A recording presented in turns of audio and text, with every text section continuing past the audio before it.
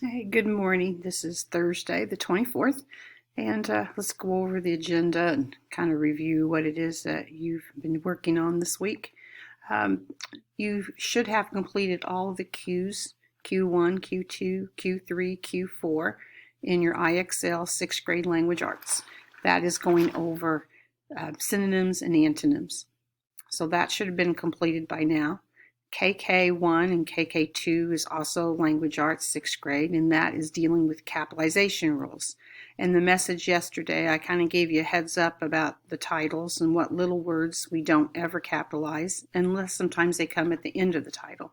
So make sure that you're listening every day to the message under stream, because that's going to be a huge help for you.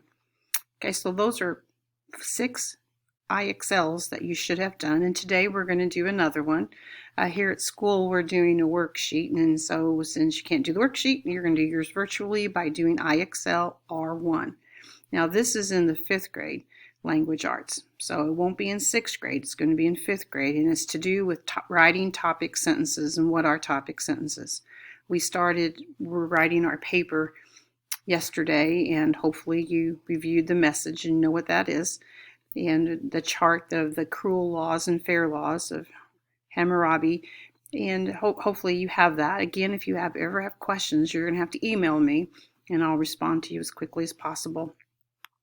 So I have an example today posted in social studies of when you take your chart and you start to write your perfect paragraph of what that should look like. You have 2 sheets of that. One side will be for where you're talking about the cruel laws. That's taken from your chart. And the other side will be where you're going to write about his fair laws. And remember, you have to put them in complete sentences. The notes are just phrases and a few words. You have to turn that into a sentence. So make sure that when you open up that Google template, make sure that when you open that up as a Google Doc. And the Google Doc will let you type in it. You do not want to open it up as a PDF. It's going to be a Google Doc. So make sure you keep it like that, so it'll be easy for you to type in. And when you're finished, make sure that you turn that in so I know that you are done. Anytime you do any kind of thing on the computer, you're going to either probably hit a turn in button or a submit button. So make sure you do that. I'm going to email all remote learners today about any assignments that they have not turned in yet. So you'll know what you need to work on, and hopefully today and tomorrow and over the weekend you can get caught up. Okay, again, I know this is not an easy way sometimes to learn, but it is, at least we have this way to learn. Make sure that you let me know if you have questions. When you email me in Google Classroom, it will let me know that you emailed me, and I will respond to you just as quickly as I can. Okay, so when you turn in those, when you have that perfect paragraph done on both sides, the last thing you're going to write with, pay attention to where it says a concluding sentence. On your first one, on your first side where you wrote your topic sentence, and I think I gave you an example of that in the sample, where you're telling the reader what you're writing about.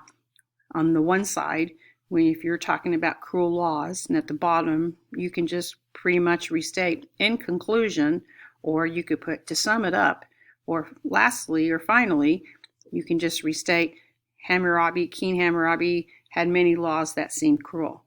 If you turn it over on the other side and doing your second side, and you're writing about the fair laws, then your topic sentence can simply be, it seemed that the code of laws also sometimes seemed very fair, and that could be your topic sentence for that side. When you conclude, besides using a concluding transition like lastly, to sum it up, in conclusion, finally, whichever one of those terms you want to use, it's going to be your final thoughts about his laws. Do you think his laws were probably a really good idea for the country because it made things so much better for the people?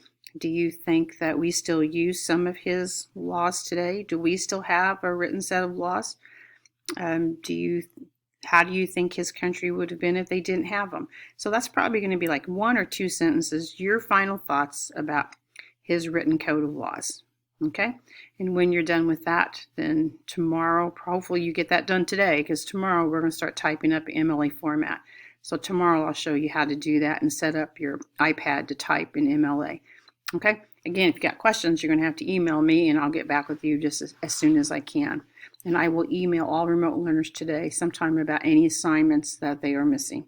So have a great day, and be sure and email me if you have questions. Okay? All right. Thanks.